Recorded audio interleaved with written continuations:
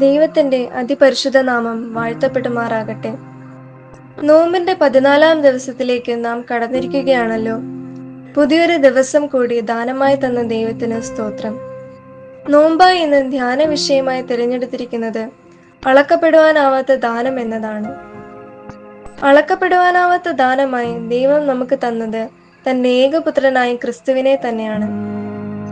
നമ്മുടെ അല്പനേരത്തെ ചിന്തയ്ക്കായി തിരഞ്ഞെടുത്തിരിക്കുന്ന വേദഭാഗം വിശുദ്ധ പൗലോസ് അപ്പോസ്തലൻ കൊരിന്ത്യർക്ക് എഴുതിയ 2-ാം ലേഖനം 10-ാം അധ്യായം 13-ാം വാക്യമാണ്. ഞങ്ങളോ അളവില്ലാത്ത വണ്ണമല്ല നിങ്ങളുടെ അടുക്കലോളം എത്തുമാറ് ദൈവം ഞങ്ങൾക്ക് അളന്നു തന്ന് അതിന്റെ അളവിനൊത്തവണ്ണം അത്രേ പ്രശംസിക്കുന്നത്. നാം ആരിലാണ് പ്രശംസിക്കുന്നത്? നമ്മുടെ കർത്താവായ യേശുക്രിസ്തുവിലാണ് നാം പ്രശംസിക്കുന്നത്. ദൈവം അപ്പോസ്തലന്മാർക്ക് അളന്നു കൊടുത്ത അതിരിന്റെ അളവ് നമ്മുടെ കർത്താവായ യേശുക്രിസ്തുവാണ്.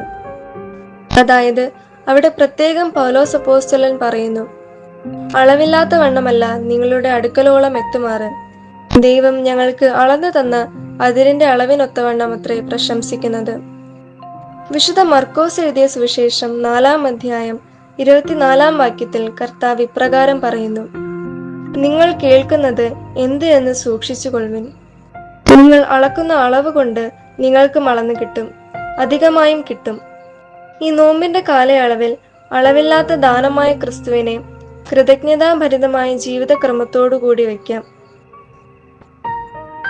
കാരണം ഈ ഭൂമിയിൽ ഏറ്റവും കൂടുതൽ കൃതജ്ഞതാഭരിതമായി ജീവിച്ചിരുന്ന വ്യക്തിയുടെ പേര് നസ്രത്തിലെ യേശു എന്നാണ്. അത് മനസ്സിലാക്കുവാൻ നാം എവിടെയും പോകേണ്ട. സുവിശേഷത്തിൽ അപ്പം എന്നൊരു വാക്കുണ്ട്. എവിടെയെല്ലാം അപ്പം എന്നൊരു വാക്കുണ്ടോ അതിനു മുമ്പായി ഒരു വരി ഉണ്ടായിരിക്കും. അവൻ കൃതജ്ഞതാപൂർവം അപ്പമെടുത്തു. എപ്പോഴൊക്കെ യേശു അപ്പം എടുത്തിട്ടുണ്ടോ അപ്പോഴൊക്കെ അവൻ അറിയാം അത് തന്റെ വിയർപ്പിന്റെയോ അധ്വാനത്തിന്റെയോ ഫലമല്ലെന്ന്, മറ്റാരുടെയോ ഓഹരിയാണെന്ന്.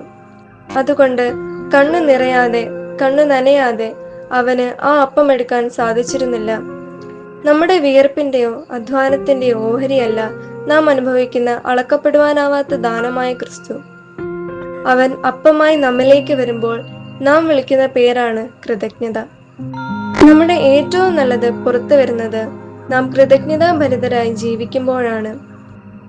ഈ നോമ്പ് കാലം വിനയത്തിൽ ആരംഭിച്ച് വിനയത്തിൽ അവസാനിക്കുകയാണ്.